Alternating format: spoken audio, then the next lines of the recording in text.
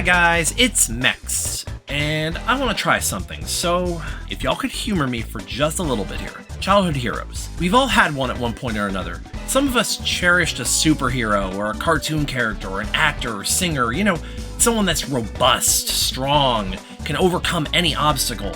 For me, it was a little different. Y'all saw the thumbnail, this video is about NASCAR. And even if you haven't clicked away after me having said that, I'm going to operate under the assumption that you already have an idea in your head of what NASCAR is. They're making a left turn! I've had to listen to this for 20 years, it got old after 20 seconds. I'll address this more in depth in a minute, because this video isn't just about NASCAR. It's about my hero. And if you stay and entertain my story for a bit, I promise you'll not have to ever think about NASCAR again if you don't want to. But that's not my goal. My goal is to make you, even just a tiny bit, feel a shred of emotion over NASCAR vicariously through the story I'm going to tell. I've got my work cut out for me. So I made a post recently where I said I was almost embarrassed to admit how much emotional weight this held to me as a teen. Why? Why would NASCAR, of all things, hold emotional stakes?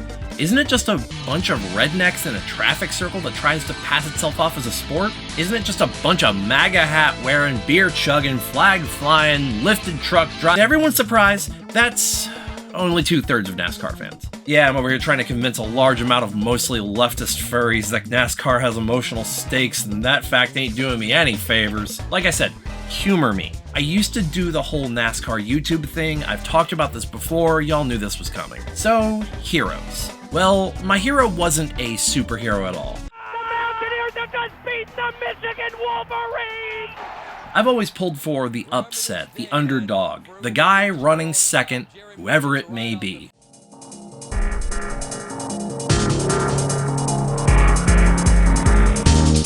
As a kid, I was always into racing, be it Gran Turismo, NASCAR video games, Mario Kart, running down the street with the dogs and pretending it was Sonic R, normal kid stuff. And yeah, I occasionally watched NASCAR. Never a whole race until my teen years. Things were rough for me as a teen. I was going through a lot of stuff both in my home, the neighborhood I lived in, and in school.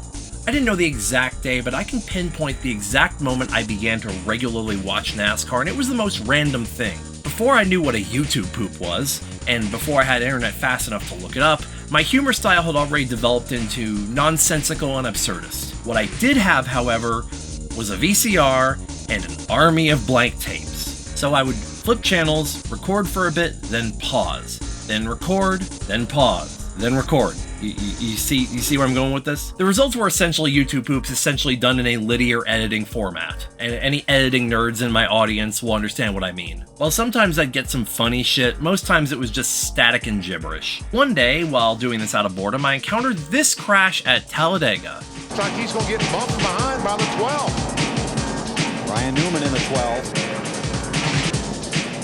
Breaks hard into the wall, and it gets worse. Yes.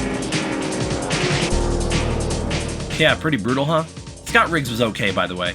Usually these kinds of wrecks ain't the ones that hurt you. I hit record, I didn't pause. I let this one play out. Then it came to me. Maybe I'll make this one a crash compilation tape. So, I did. The next race I caught was that Saturday night at Charlotte, the Dollar General 300 for the NASCAR Busch Series.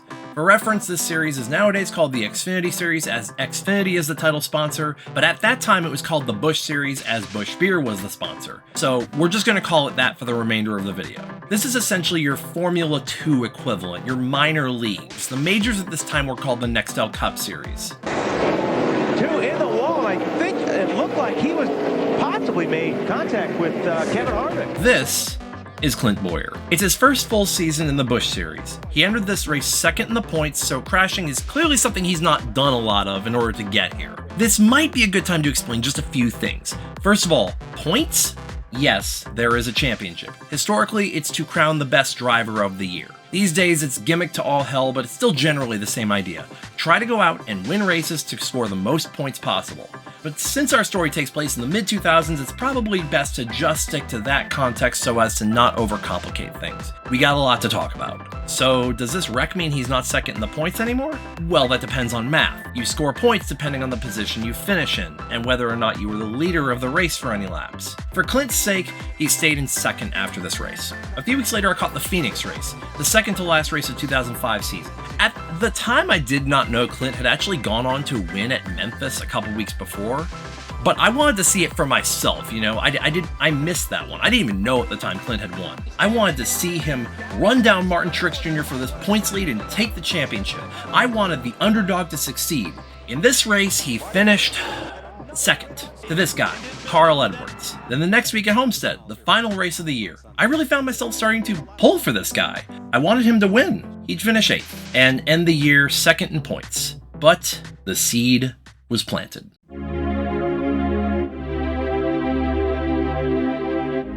What do you see here?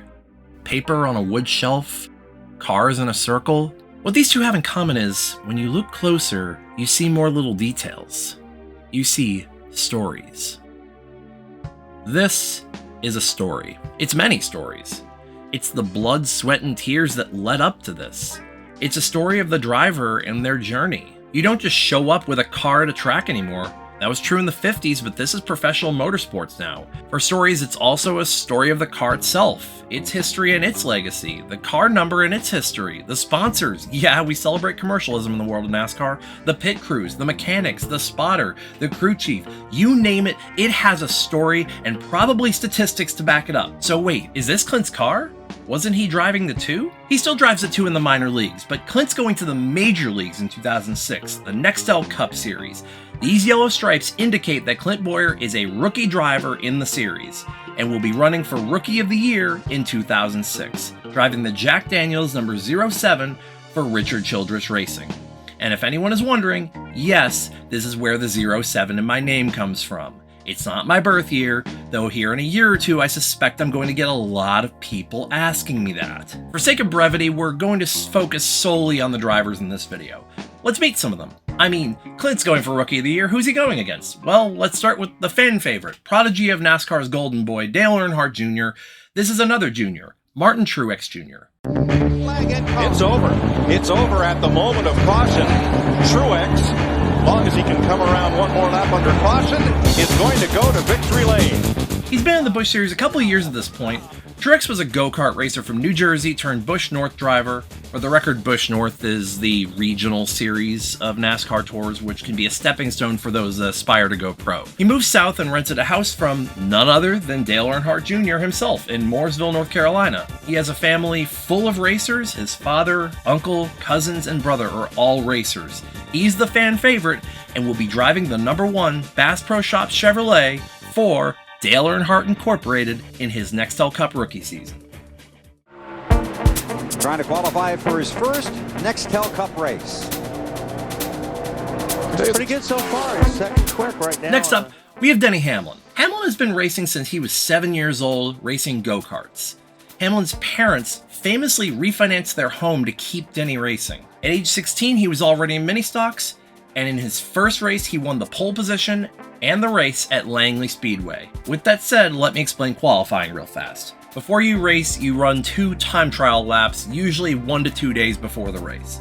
The fastest cars start the race closer to the front, and it's ordered by your fastest lap in qualifying. And the slower ones, well, obviously, will start at the back. The person who gets the fastest lap is called the pole sitter, or scores the pole position. So that thing in Ricky Bobby with the whole pole position joke. As it stands now, Jean Girard is sitting on the pole, which is, of course, a statement of fact and in no way a comment on the driver's sexual orientation. It was actually a real thing. He finished 5th in points in the 2005 Busch Series Tour, but Hamlin has already started 7 races in the Cup Series, the maximum allowed to still be eligible for Rookie of the Year the following season, and has surprised with 3 top 10 finishes in those starts. He will be driving the FedEx number 11 Chevrolet for Joe Gibbs Racing in his Nextel Cup rookie season. Start with the leader and Lindsay. JJ Yaley came in on lap 160. He is sitting pretty right now. They changed his 4 tires. He's Then we have this guy, JJ Yaley. The JJ stands for Christopher Beltran Hernandez, but we just call him JJ. In terms of rookies, JJ's being moved up a little earlier than anticipated after modest Busch Series results. But this kooky character is no slouch when it comes to racing. He comes to us from the world of open wheel racing and Dirt Outlaws, where he finished top 10 in the 1998 Indy 500 and became one of the very few winners of the USAC Triple Crown, and the first since Tony Stewart. Stewart, driving for Joe Gibbs Racing, has claimed JJ as his next prodigy. He will be driving the Interstate Batteries number 18 Chevrolet for Joe Gibbs Racing in his Nextel Cup rookie season. Other rookies on this tour are Reed Sorensen, David Stremme, and Brent Sherman, but we're just going to focus on these guys. Anyways, we've neglected to talk about one driver, and that's our main character here, Clint Bowyer. There's the 5 car, that Pontiac. Clint Bowyer from Emporia, Kansas, the Sonic Drive at Mid-America Auto Auctions Pontiac. What a story. 24 years old, first ARCA Remax Series start. Bill Venturini, he's third, and he's right behind David Keith for second. From Emporia, Kansas, Clint began racing motocross in the mid-80s at the age of 5, capturing over 200 wins. Then began racing street stocks in 1996 at Thunderhill Speedway. After winning the 2002 NASCAR Weekly Racing Series Midwest Championship, he went on to the AutoZone Elite Division Midwest Series in 2003. Yeah, guys, there's a lot of different factions. They aren't important for this story. Just assume that this one's an upgrade from the last one. In 2003, in a one-off deal, Clint Bowyer was tapped to drive the number 5 car in an ARCA Series race, where he finished second and led the most laps. ARCA, just so you know, is another stock car sanctioned series separate from NASCAR. It's now owned by NASCAR, but was a separate sanctioned event during this time. And that caught the attention of legendary car owner Richard Childress, who then phoned him up, offering him a deal as a development driver in the Busch Series. Clint famously hung up, thinking his friends were pranking on him. Bro, this is me as fuck, man. Anyways, the ever-patient Richard Childress phoned him back, and mind you, his demeanor was a little less happy this time, still offering him the ride, which Clint accepted.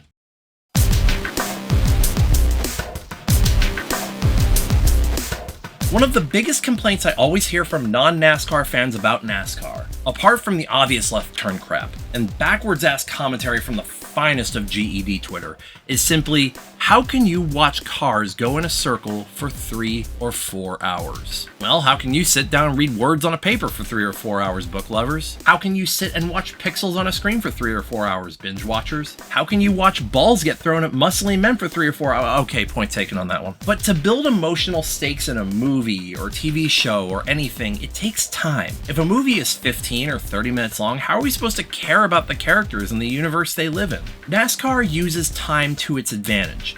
The prestige is built on the fans, and the emotional impact comes from the almost idol-like connection you build with your main character, your driver. And as for driving in a circle, well, time for a history lesson. You may have learned from the Will Ferrell masterpiece Talladega Nights that NASCAR was birthed of moonshiners who souped up their race cars to outrun the police during Prohibition. But when Prohibition ended, they started racing each other. This is 100% true. But why in circles? Well, NASCAR was done on the cheap back in the day, so they bought up old horse racing tracks and raced on the dirt. Eventually, most of them became paved surfaces that evolved into the sport we know today. So Clint is doing double duty in the 2006 Nextel Cup season and the Busch Series season. Yes, this was a thing. Drivers could literally drive both the major and minor leagues at the same time, unrestricted. It was really dumb and I hated it, and so did most fans. We still have that problem today, just on a much smaller scale, since they are limited in the amount of races they can do. Also, duly note that a driver does not necessarily run the same sponsor every single race. Sometimes you'll see like the primary sponsor switch up from time to time. So just so you know, if Clint runs a Sylvania or DirecTV sponsor, those are his co-sponsors, and then there's just some special paint schemes they'll run on occasion. Just so that's clarified. Last thing I'll explain before we go in. The way NASCAR points were set up around this time was a 36 race season, with the final 10 races being what NASCAR essentially had as their version of the playoffs, coined the Chase for the Cup. This is the only motorsport known to do this, and as time goes on, I hate it more and more. Anyways, in 2006, the cutoff to earn your way into the playoffs was after Richmond in September, the 26th race of the year. The drivers that are top 10 in points at that time have their points essentially reset to some arbitrary number, and they fight amongst each other. Nobody can get into the top 10, nobody can fall out, but all 43 drivers are still on the track. The other drivers are still competing in the same race, just to make that clear. And they're all at the same time still competing for the win. So just to clarify that, they are still all driving on the same track. Look, I don't expect you to remember all this. I don't expect you to remember any of this. Anyways, I'm going to be mostly focusing on the Nextel Cup side of things for Bowyer's rookie year, but I will be talking a little bit about his Busch Series campaign here and there, as well as his few select Truck Series starts. The season starts with fireworks. Denny Hamlin, the rookie, wins the Budweiser Shootout. Yeah, it's going to be one of those kinds of rookie years. Okay, so the Bud Shootout was just a showcase for drivers who won any pole positions the year before. It's just an exhibition race and not part of the official NASCAR season. Needless to say, this was and still is one of the biggest upsets in modern day NASCAR. Now, I introduced you to these other guys for a reason, but we'll put a pin in it for now. Clint went on to finish third in the Daytona Busch Series race. We'll check back in on his Busch Series campaign later in the season, but here we are.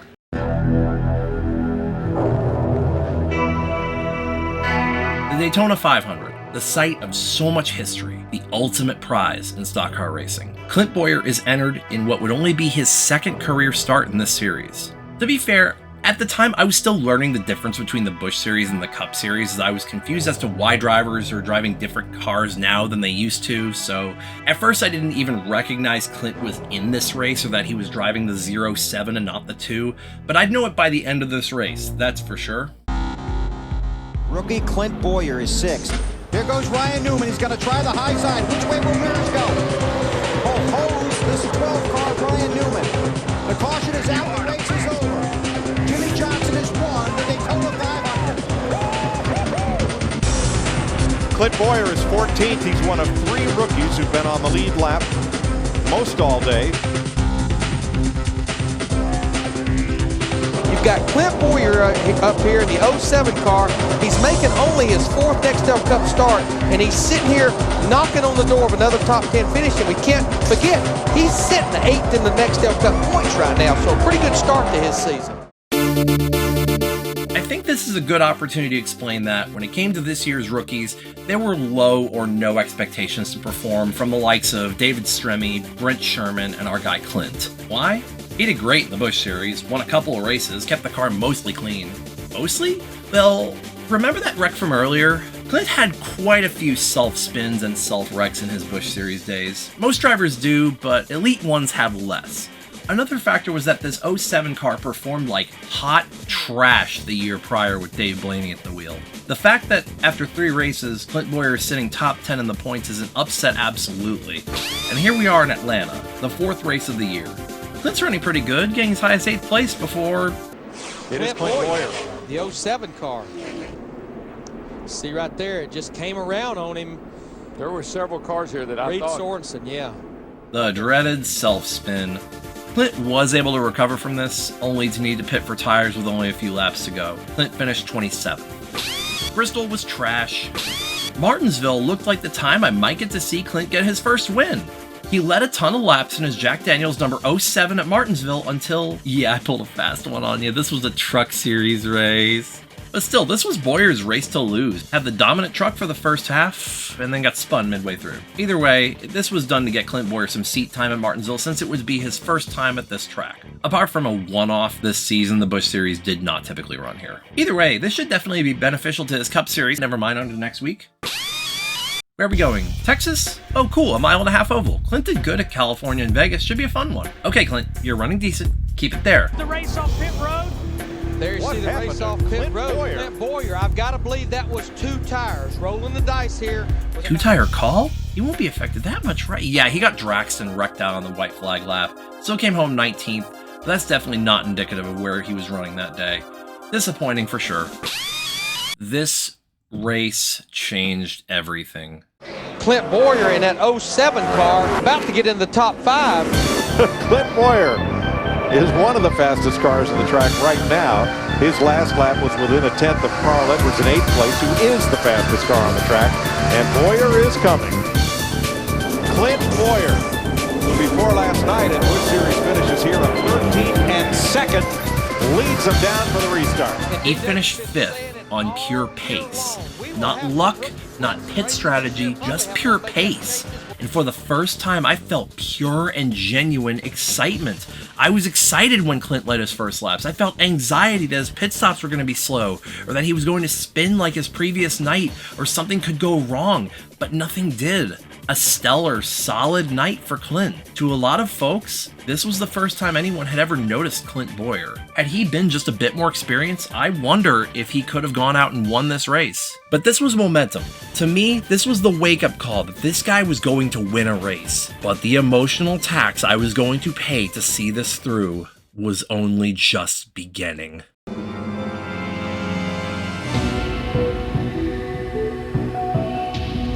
And 07 is running 8. All children's All cars. those children's cars, I mean, they have got something working, man. Clint Bowyer coming back into the picture. He's flirted with the top 10 all night in that blackjack.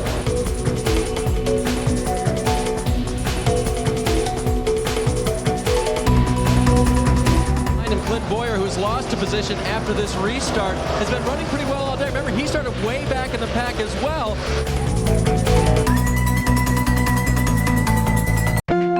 Clint was going into New Hampshire, the 19th race of the season, 16th in points. Only 6 spots out with about 8 races left. Clint's running that same special Sylvania sponsor he ran at Phoenix for this 300 lapper and has a top 10 car most of the afternoon, looking for his 3rd straight. Clint, however, has been getting awful fuel mileage for this race, so when the leaders ducked into pit road on lap 211, Clint and his team decided to stay out to gain track position. I'm going to operate under the assumption that you know what a yellow flag and a green flag are in racing, and what pit road is for. So in NASCAR, you cannot pass the pace car under caution unless you are specifically told to. Most drivers will choose to pit under yellow, but you can choose not to. This is a gamble. You do this under the prediction that there will be another caution flag before you have to pit again. Because pit road speed limits apply, and pitting for 4 fresh tires generally takes a good 14 seconds, if you have to do this under green flag conditions, you're losing all that time to the others on the track that don't have to pit. If you get stuck doing that, then your best bet is to hope from that point that there's no caution, otherwise you'll get caught a lap behind when the caution does come out. It's complicated to say, it's not too hard to get. Since a lot of stuff in racing boils down to strategy like this, I felt it necessary to explain. Don't worry, we've explained most of the basics at this point. Anyways, Clint's team said that he would be 15 laps short on fuel anyway if he pits on lap 211, so Clint, who was running around 6th place, was the top running car to stay out, making him the leader. And he led quite a few laps. Unfortunately, this did hurt a little during the next yellow flag on lap 232, as him having to pit on this caution while so many others stayed out mired Bowyer down in traffic in around 16th place. And it looks like he's going to finish around there. Not a bad day altogether. Oh, trouble! Ah, fuck. Clint, my dude, you're still in contention to make the playoffs. Don't ruin it now. Clint, via rookie mistake, went from a top 15 to 27th. And now we enter the other end of NASCAR racing, or just sports in general, heartbreak. And as a 14-year-old budding racing fanatic who found his hero, heartbreak was absolutely the right word. Pocono, Clint led laps here like 6 weeks ago. Maybe he can have a good run. Clint Bowyer's moved his way up to 7th, so he's been one of the drivers advancing forward in the field today. Started 14th. Hey man, look at him running against the veterans and kicking ass. He very well could get a top 5. See Tony's hand come out the window?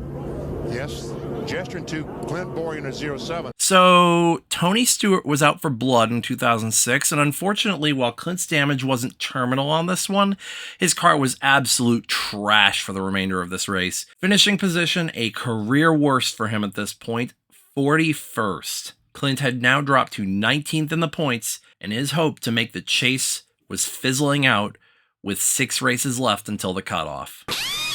He still could get that first career win though. In fact, at Indianapolis, it looked closer than ever. This time Clint's pit strategy paid off. After qualifying 2nd fastest at a track he'd never driven, he went on to finish the race a career best 4th on a late race 2 tires only call by crew chief Gil Martin.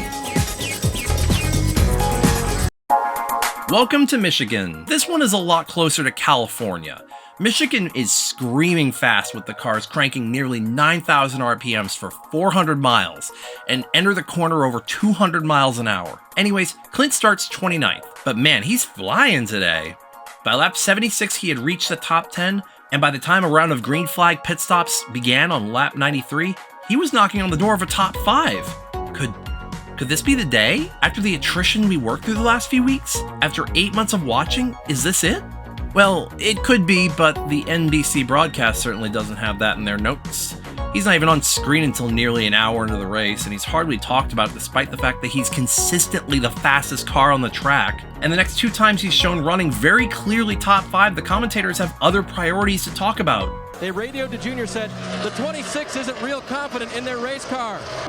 Jimmy Johnson is the 5th place car in the low Chevy. Look, there's pleasing the general fan base, then there's this. And trust me, by the end of the season, it felt like they wanted you to forget Clint Bowyer existed. And that only made my fire grow. Light him up, Clint. Give him something to talk about. With under 40 to go, a 2-tire call put Clint out front. And this time, he's got enough gas to make it. The 2 tires hold tough, and while maybe Matt Kenseth would get around him for the lead since Clint's on older left side tires, certainly he's looking at a runner-up, or at least a career best. Great job, 07 team. 3rd fucking place, just 3 laps. 2 to go, Clint Bowyer off the pace. Yeah, a lot of smoke coming from that car. He was in the 3rd position with just a couple laps to go. What a bummer. I wanted to cry after this race. To this day, it still hurts to watch this. Even with hindsight, my heart, as a 14-year-old who found his hero, was shattered, ignored, overshadowed, forgotten, but still there with 3 to go, to only have it taken all away. Clint finished 33rd. Bristol wasn't going spectacularly. Midway into the race, Clint seemed to struggle with the handle on his car all night. He was running in the upper teens, but after the last pit stop, he seems to begin, and he just lost a wheel. Yeah, this is how things go sometimes, y'all. You grind and you work hard and you put all your faith in something only to have it constantly crash down in front of you. It's like you're playing a game of Jenga, but your teammate is a fucking possum. Come on, a loose fucking wheel? What the fuck? Same car we drove at Michigan, but this time with a brand new motor. This race was quite fascinating, if I could be honest, and just seeing this generation of stock car with the sunset beaming off it, man, this brings back so many memories. I rewatched this race recently, and honestly, I got misty-eyed. Every memory came crashing back. Clint, while not as fast as he was at Michigan, has a good car tonight as well. Again, the broadcast mostly ignores him, though admittedly he gets slightly more TV time this race. And Jeff, his teammate, Kevin Harvick's teammate, close to locking in his place in the chase. What kind of finish tonight would make you sleep well this week going into Richmond, Jeff? I'm Clint Boyer's teammate, too. Okay, there's Clint Bowyer. You're his teammate as well. Still not a lot, but take what you can get. He keeps it between 8th and 14th most of the night, and alright, this is one of my favorite ways to end a race, the fuel mileage battle. Essentially, there's what's called a fuel window, and it's about the rough amount of laps you are expected to be able to run on a tank of gasoline. I do not remember the exact amount for this race. I think it was 50 to 55 laps. The race restarted on 196 of 250, and adding about 2 laps run under the yellow essentially means they're running about 55 laps on that tank. And this is one of those fun strategy plays for the end of a race that can end in mass chaos and result in sometimes unexpected winners. I love these kinds of finishes so much. A few of the guys at the back half of the lead lap cars, Clint Bowyer being one of them, decided to come back down pit road before the last caution period ended to top off their tank with fuel. With 12 to go, the leaders start to pit, and the guys that gamble on fuel are going to be out front. There's Sorensen. Dave Burns. They radioed to Reed, buddy, we're staying out. We're going to win this thing. Wait. Reed Sorensen? My 14-year-old counterpart asks, flabbergasted. This guy? I didn't even write him in the script. What the He's like the 4th best rookie this season. Unfortunately, Casey Kane, who had dominated this race, had built enough of a gap on the 07 before pitting that he eventually is able to pass Clint. Ah, well, but hey, come on, the 2nd rookie to win a race this year, and Reed ran out of gas with 2 to go and Casey Kane won anyway. Well, you're gonna run out too? Waiting for it? Good run for Earnhardt Jr. And Clint Bowyer. Yeah. Hey, I'll take a career best. Hey, we led laps here. Maybe we can get us a, dare I even test it? No, Clint sucked all race long and finished 24th. Man, I hate New Hampshire. Just a shitty track. Who the fuck would want to race here? God damn. So, it's been an up and down roller coaster. I can't really stress the sheer emotions I felt during these races. How much wanting to see my guy win his first race, win any race, meant to me. And just how much my heart was being torn up by these constant beatdowns. And that's before I tell you that his Busch Series season isn't faring any better. Let's run down how the season's gone for Clint. Lead laps, finished 2nd. Lead laps, finished second, finished second, finished second. At the first New Hampshire race, Clint literally had the car to beat, leading 127 laps until Clint made his green flag pit stop. No, Alan, the caution flag comes out. Car in the wall in turn 4. Caution's out. Aaron Fike in the 33 car has spun. What did I say about Clint Bowyer making that pit stop and then the caution flag would have come out? Not good. His worst nightmare came true. I swear, I cursed this guy. At Bristol, he got spun. At Richmond, he got spun. Certainly this guy's gotta get back to victory lane eventually, right? Did I just join at the absolute collapse of his career? There's Bowyer. I'm telling you, man, that he might be the guy. But this is great racing because you see these guys giving each other all the room they need. He's got him right there. He's got it. Bowyer leads the field off of turn 4. It's been a rough few weeks, but Clint Bowyer puts it behind him. I knew that. Finally, I got to see him get one. Maybe this would be where things turn around. Can he still win the champion? No, never mind, that's not happening. The next day, man, that 07's fast. Runs top 5 most of the day, fades to 8th, but at the end, still a great effort by the 07 team. I know Clint's gonna want to put on a show for his hometown crowd. Lap 19, Clint runs 5th. Lap 37, Clint runs down and passes Scott Riggs for the lead. After some pit sequences, Bowyer is still top 5. Under a caution, Bowyer elects to take only 2 tires. It's worked before, and it got him the lead. Jimmy Johnson runs down and passes Bowyer, but man, we're down to 100 laps to go, and Clint's really putting up a charge. He's led a career-high number of laps. He's going to contend for the win today, ain't he? He could do it. I wish I had 4. Man, just can't catch a fucking break. Clint, on another fuel mileage battle, still somehow recovered to finish 9th. But again, I stress this was like emotional torment to me. Note that after these races at this point, I had to go through 5 days of freshman year high school and, yeah. Anyways, on to the next one. 7 races left of the 2006 season. Clint led some laps at Talladega, looks poised for another good finish. Yeah, that 6 car. Oh, there we go. Casey Mears. Yep, that's about how it goes. Charlotte's really not my best racetrack, and I know tomorrow I have a car that can win the race in the Nextel Cup Series. The very sight of where I introduced you to this guy. Clint Bowyer is looking for that tonight, his first Nextel Cup win. And how he introduced himself to me. Got a great race car underneath him. He told me before the race, I think I can win tonight. Could it be the night? 1 year later? What a storybook ending that would be. He's gonna fuck it up, isn't he? 07, Clint Bowyer. Too fast entering pit road. God, come the fuck on, man. One break. I'm asking for one fucking break. You know when you are so deep, so passionately invested in something that you fall asleep thinking about it? That's passion. That's where I was. Every piece of bad luck was just spoiled potential rather than fate. I always found something else to blame, even in situations where a rookie driver simply made a rookie mistake. 5 races to go. What's going to happen at Martinsville? Oh, he's going to spin himself while running 8 with 25 to go. Oh, that's nice. 4 races to go. Atlanta, running the top 10 all evening. How's this one end? Well, let me describe this fuckery for you. You see, everyone gets accordioned on pit road. Clint gets rear-ended by Mark Martin. Not Mark's fault, just a racing deal. Clint takes a few extra seconds on pit road for them to assess the damage. Restarts about 14th and yet gets taken out in a wreck that he would have missed had he not been back there. And to add insult to injury, Bowyer became a hazard and a caution flag threat, desperately trying to keep it on the lead lap. Twice. 5 straight races where Clint's been taken out, either by his own doing or by sheer bad luck, but this is the season for those. Rookie mistakes, they call them. At Texas, luck would finally go our way, mostly. Clint ran second most of this race, but nobody really had anything for Tony Stewart, who had been on crack the last couple of weeks.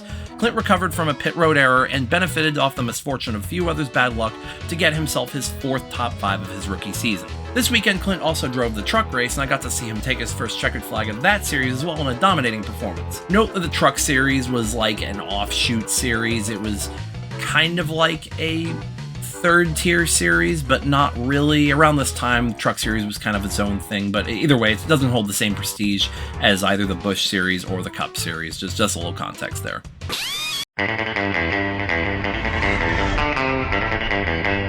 The home of the first time I was really pulling for my guy to win. And though he had no race-winning car here, he definitely had a good one. This was also where the broadcast was finally starting to take him just a little more seriously, albeit still mostly ignoring him. How's it going to go south with under 10 laps left this time? 07 car, Clint Boyer's got big problems. He ain't winning a race in 06, is he? Clint Bowyer in the 07 car had another good top 10 run going last week at Phoenix, but in the last 10 laps got caught up in a wreck, ended up finishing 33rd. But he's had such a good season, sitting there 17th in the points right now. You heard it. He had a good rookie year, and he went on to finish 10th in this race. It's safe to say that with 11 top 10s and a 17th place points finish, that he could be poised for a breakout year in 2007. His rookie year was better than the rookie seasons of a lot of the sport's veterans, in fact, even Dale Earnhardt Jr.'s. And while Clint's rotten luck and mistakes were definitely noted, his heartache pales in comparison to what Casey Kane fans went through during his rookie year. Side by side of the line. Kenson. Sandler had to lift for Sauter. Here comes Kane. Sandler by half a car length. Tony Stewart.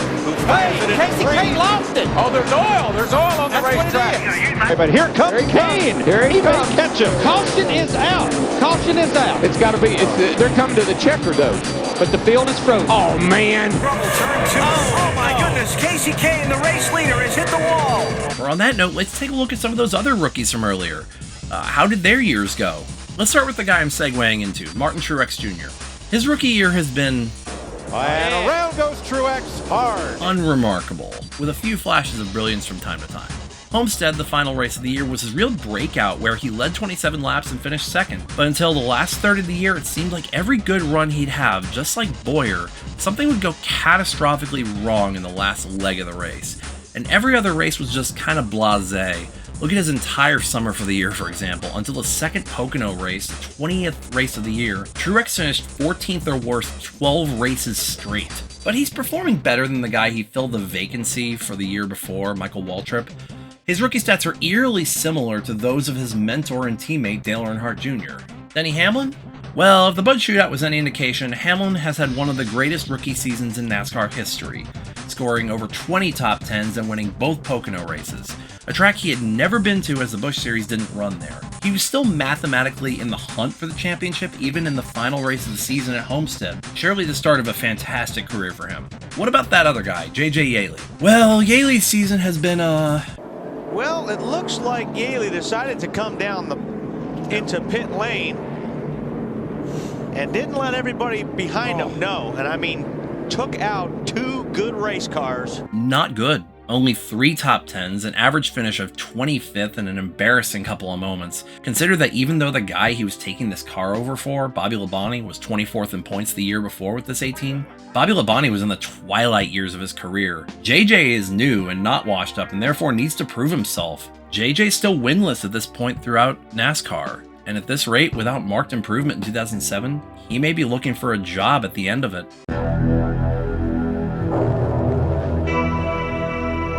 Yep, I've been dodging this topic on purpose, but with the exception of a few notable standouts over the years, the days of driving a car you yourself bring to the track, a team you hire, and sponsors you obtain through your business savvy are long gone. That was already in its twilight years in the 80s, but this is 20 years later. The owner of a team, typically some wealthy business person who wants to live out their midlife crisis, usually has multiple cars across multiple teams, and they hire aspiring racers that catch their eye to drive their cars and showcase their team. And team owners love keeping sponsors happy and trophy cases growing. Clint drives for Richard Childress. His teammates are Jeff Burton and Kevin Harvick. While they are teammates in that they are under the same owner and share info with each other, their season is independent. But when it comes to teams, you don't win races, you tear up the cars you're hired to drive, you don't get to stick around with that team. Then you, as a driver, have to go find another opportunity. Oftentimes never seeing through your potential as a racer. And in the early 2000s, when Cup drivers were allowed to run unlimited races in the lower series, the feeder system was chewing up and spitting out dozens of drivers that were given up on when they couldn't perform at championship level numbers right away. While Bowyer certainly performed well enough to keep his ride for 2007, the dreaded sophomore slump very well could be the beginning of a tragic end to this story. Ladies and gentlemen, I'd like to introduce you to Clint Bowyer as he introduced himself to the rest of the world. It's going to be a drag race all the way back to the start-finish line. No caution. Side by side, back to the line. Crash, here they come. Wins the 1985. We got one car still coming across the start-finish line. Ah, yes, one of the most fantastic finishes to a race in recent memory. A race that was literally a nothing burger for the first 375 miles. NASCAR's first real viral moment in the context of the internet. And a moment that absolutely short-circuited my teenage brain. This was the first time most casual NASCAR fans had ever heard of Clint Bowyer. As a much better NASCAR YouTuber, Slapshoes, said, "We didn't know it yet, but this was quintessential Clint Bowyer. Quintessential, if you will." And say out of sheer morbid curiosity you continued to watch this video after me having said that, Clint's entire career can be summed up with, you take a moment in NASCAR history, Clint out of nowhere busts down the door and wants to be included too. Clint started off his season with that 18th, then a 6th in California, then had a middling day in Las Vegas until, out of nowhere, Clint started clicking off the fastest laps on the track as the sun started to set. His car was coming to him. He had made his way up to 9th and was flying towards the front with 50 to go. Bowyer, who was fastest in yesterday's practice and who came from a lap down to come back and lead this race, is now going to limp back. It's junk. Go to the garage. Oh, Payne, how I missed you. I remember this one pissing me off so much I punched the floor a few times in frustration. And yep, the dreaded self-spin. Clint finished whatever, anyways, on we go. Looking out at Clint Bowyer in the 07 in the 5th spot right now.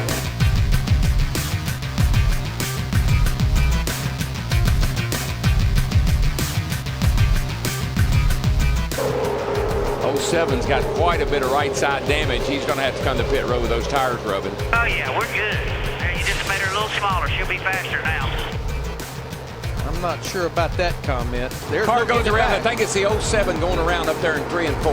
Bowyer has crashed. Yeah. Very possibly cut a tire down. He did. I saw it snap.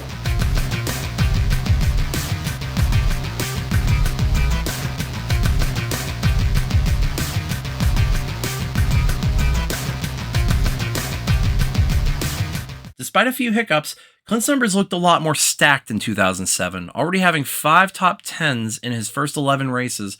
Clint comes to the Coca-Cola 600 9th in the series points. And yeah, he wrecks out early, but anyways, that's not why I bring up this race. Casey Mears is going to win his first Nextel Cup race, the Coke 600. Good for him. All right. And J.J. Yaley finishes second, by far his best ever Nextel Cup outing. Casey Mears has been struggling for multiple years to capture this win. J.J. Yaley finished second. It's also his career best. It came down to a wild fuel mileage battle to end this race. It was such a feel-good story, and it was so great to see these two finally get a run they worked for. Casey Mears would never win another race, and J.J. Yaley would never come this close again. This is the harsh reality of racing. Some will never see a checkered flag despite coming painfully close. This is hardly Yaley's first time losing a race he could have won to an underdog feel-good story. He lost at Chicagoland in 2004 on a bizarre pit strategy, handing the win to Justin Labonte. This would go down as Justin's only career top 10 finish. He had a winning car at Pikes Peak and his car faded late, falling back while David Green and Clint Bowyer oddly battled for the win. This was David Green's final career win. He dominated Kentucky in 2006 only to lose the lead with 11 to go to rookie David Gilliland, who went on to win in what could only be considered one of the most baffling upsets in racing history. And now the Coke 600, finishing second to longtime underdog Casey Mears. This win saved Casey Mears' career, as he came into this race 35th in the series points after an abysmal start to his first year with NASCAR juggernaut team Hendrick Motorsports, who was absolutely destroying the field this year. JJ Yeley was destined to lose this ride, and after losing to so many underdogs as a young phenom with a bright future, the greatest irony is that he became the ultimate underdog. This is why I love NASCAR. Nothing's guaranteed, and you don't know what's around the next corner. The road to victory is paved in the broken dreams of those who tried. Few can drive a stock car at this level. Even fewer can take home a trophy. Martin Truex Jr. is going to win his first Nextel Cup race. And Bowyer was falling into the shadow of the rookies he competed against. He's still winless, while they start to see their successes coming to fruition. Juan Pablo Montoya wins at Sonoma. Consistent, yes, but can he win? After a surprise top 5 finish at Sonoma and I hate New Hampshire, get this, he was moving towards the front and ran over an air gun on pit road from Ryan Newman's pit box, and he busted an oil line as a result. Once again, a victim of bad luck. Are you fucking kidding me? Maybe we can turn this all around at the track that gave Bowyer his newfound audience.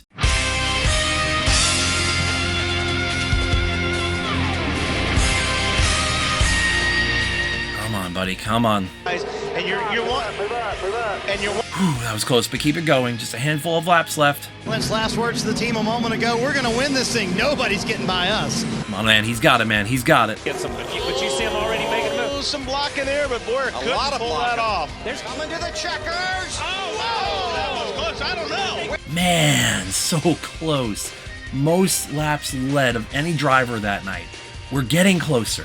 Okay, so, by the way, Slapshoes as well as a ton of others pointed out that on 7-7-07, the 07 car finished 7th. Now, as for the numerology of that, I can give you an answer. 1 in 43. Like, the 07 car was already gonna be in the race, and we already knew the date, so it's 1 in 43. Now, what is baffling in terms of numerology is the fact that he also had the 7th pit box, so yeah, that's definitely a certified Clint Bowyer moment. And for once, they finally talked about him on the broadcast for more than a few moments. A consistent string of races following that 7th place run at Daytona leads us to Richmond, with Clint Bowyer only needing to start the race to qualify for the 2007 playoffs, which they had expanded to 12 drivers this year, but Clint has enough point cushion to still be in it even if they kept it at 10. Clint starts 20th, and by lap 20 he's already in the top 10, and hangs around 9th for the next 100 laps until around 160 he takes off, charging into the top 5 and battling Denny Hamlin for the lead on 200 out of 400. He's got it made. He's the only guy in the chase without a win. He's got nothing to lose, but a ton of respect to gain. 0-7.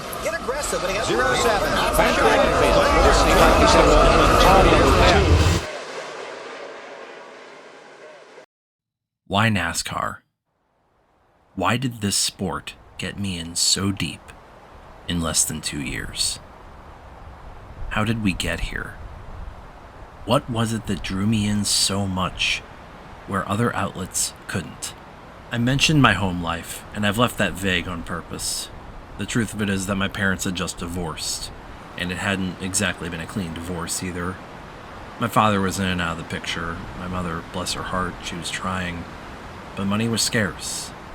We moved to the city in 2004, so I'd lost everything I knew up to that point in my life. Then we get to the fact that I had retreated inward pretty heavily over the last 1 or 2 years, as I'd been experiencing bullying so bad that it got to the self-hatred level. Didn't really visit friends, because I couldn't open up, and I got so self-conscious that I wouldn't want to invite anyone over. I didn't want anyone to know about my, weird quirks. And then we have my sexual orientation. Yeah, it's not exactly something you wear on your sleeve, but the fact that I was attracted to literally nobody and had no desire to date and did so out of pressure. I wish I could have said that I was gay. That would have at least been, an answer. There were times during that period where I lost the will to live. To me, my life was predetermined to fail. I would write out answers to where I saw myself in 5 years at school, but I didn't really have any answers. I had no aspirations. I had no goals. In NASCAR, you never know what's around the next corner. Nothing is predetermined. You invest emotion into the flip of a coin and hope it comes up heads. Watching common people do uncommon things to escape the monotony and the chaos of life. And more so, I wanted the emotional tax I had invested to be paid off in the validation that I was right. And in a favorite driver, I found someone. Forgotten. I'm Clint Boyer's teammate, too. Okay. An underdog. Flawed. Clint Bowyer off the pace. Overshadowed. He got glued in on this racetrack. Yeah, he's got a real fast car right now. I didn't find a driver. I found a hero. Because a hero doesn't need to save you from the danger in your life. A hero can simply convince you that you can get through the shit thrown your way and make it to the next chapter of your story. Why NASCAR? Because I wanted hope for a happy ending. Clint Bowyer, 28 years of age, realizing a dream. His 64th career start. He is 2 turns away from that first Cup victory. Get your zone out, boys! Woo-hoo! Yes! Yes, yes, yes! Woo! Way to go! This was undoubtedly one of, if not the happiest moment of my teen years. I couldn't believe it. Clint Bowyer had gone into the playoffs as the last seed, and most had written him off as an also-ran before the playoffs had even started. And why wouldn't they? Clint's best finish in New Hampshire was 22nd. Clint's career best was a pair of thirds, and every time he had a shot, it feels like he himself blew it. But this silenced the doubters, and whether or not this would be paid off in the long run, I could finally say that I was right to start pulling for the guy in second, and I was rewarded in the best way at the most convenient time. Clint went on to last far past everyone's expectations in this chase, making his point loud and clear that he will not be forgotten. I'm just amazed at Clint Bowyer. You know, he comes into this thing 12th in points. The bottom of the guys hadn't gotten a win, and now he's got a win at New Hampshire. Here he's challenging for the championship. Finishing the year 3rd in points. This is how NASCAR saved my life. Just 3 months following the conclusion of this season, I found a satisfactory answer to a lot of the questions in my life, and found the guts to come out to my parents, who were both very accepting of me. I also found the furry fandom at the same time, and yeah, here we are 16 years later, so you know how that went. NASCAR itself didn't save my life. It provided a bridge when I needed one to get me through some of the hardest challenges I would ever face as a teenager. It got me through those in-between times to make me say, I have a purpose, I have a passion, I have a reason to be here. Guys, I can't justify this. Well, guys, like, this shit is fucking terrible. I can't justify this. I can't justify this. But come on, fandom. Don't act like your grass is any greener. Don't judge us by the dumbass actions of the few. And don't preach about us when you haven't even had a dog in the fight to begin with. Let my story and the stories of others who care about this sport, even when the sport is hard to defend, stand as the true soul of what we care about. And maybe, just maybe, now that we've reached the end of this story, a few new ones will start in its wake. Clint's career, while he never exactly lit the world on fire, saved one real breakout year with Michael Waltrip Racing in 2012 where, oh man, that alone could get a fucking video. Just watch Slapshoe's video on that. But Clint was always there, lurking, ready to take advantage like a vulture. He won 10 races in his career and a Busch Series championship in 2008 before retiring at the end of 2020 to join the Fox broadcast booth where... Larson tried to go to the middle. Oh, he got turned. Yeah, I won't lie, he doesn't have the right vocal cadence for this, but he's admittedly improved at it. Denny Hamlin has won everything in NASCAR at this point except a championship. I'm writing this in May 2024, so if he wins a championship down the road and you're just now finding this video, then hello, time travelers. There's a ton of missing rings videos on Denny, but as expected, Denny has over 50 wins in the Cup Series now and is poised to be a legend of the sport. He's still expecting to race at least another few years, and at age 43, he still has a few competitive years left in him. Martin Truex Jr., on the other hand, was a very late bloomer. That Dover win would be his only win for 6 years.